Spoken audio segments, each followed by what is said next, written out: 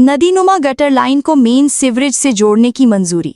इलाका मकीनों ने खुशी का इजहार कर दिया। Mayor municipal corporation Turbat Balkh शेर काजी की कोशिशें रंग ले आईं। फिशरीज क्रिकनी से मुल्हका आबादी के दरमियान गुजरने वाली नदीनुमा गटर लाइन को मरकजी सीवरेज लाइन से मिलाने की मंजूरी दे दी गई। ये मंसूबा BSTI प्रोजेक्ट के तहत शामिल किया गया है।